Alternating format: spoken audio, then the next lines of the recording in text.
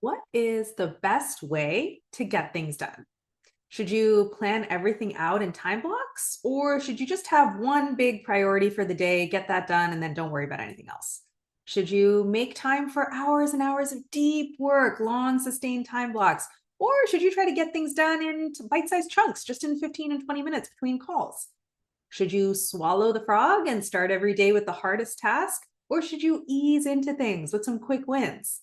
Here's what I can tell you for sure. Whatever strategy you pick, you are guaranteed to run into problems. You'll make the perfect time blocks, and then something unexpected will happen and it'll mess up your perfect system.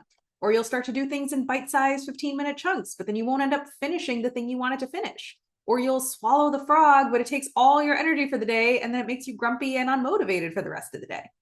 What matters is not which productivity strategy you pick. No matter which one you pick, there'll still be problems to solve.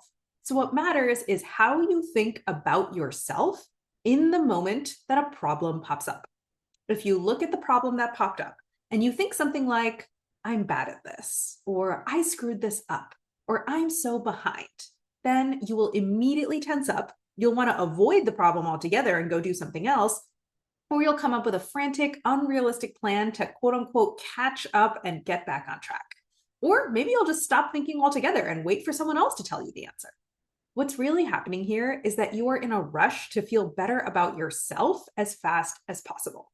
And the fog of shame is distracting and distorting your problem solving.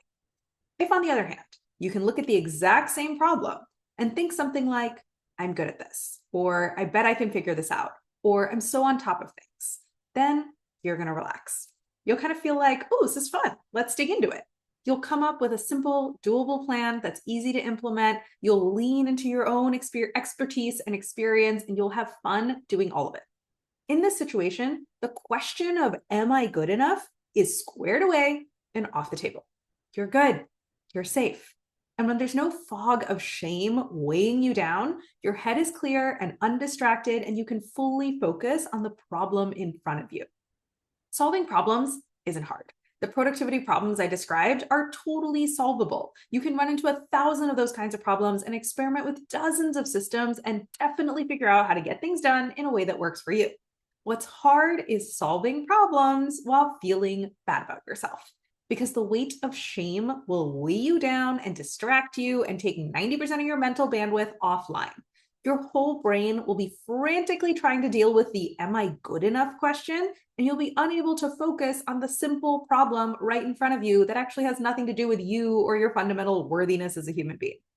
So, how do you build the habit of feeling good about yourself? That is exactly what I teach my clients. We do it simply and systematically, just like building any other habit.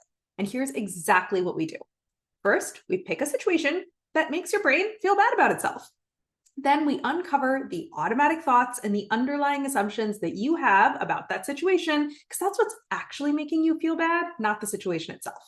And then we'll come up with other ways that you can think about what's going on, thoughts that make you feel better and that are actually accessible and believable in the moment. Then we'll create a practice plan so you know exactly what you're going to do when to implement this new perspective. And then the next week, we review how it went. Did it work? Did it fail? No matter what, we have gathered data, and we'll take what worked and we'll learn, and we'll take what we've learned and we'll do it again. By the time we finish working together, you will have gotten two things. First, you will have gotten enough reps to build this one particular habit.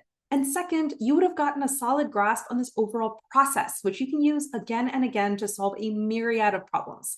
So if you're ready to stop letting the whims of the day decide how you're going to feel, and if you want to learn how to solve problems with a clear head anytime you want to, and you want some structure, expertise, and accountability to guarantee that you cross the finish line, then come talk to me and let's get started. The link to book a free coaching consult call with me is in the episode description, or it's in the link above.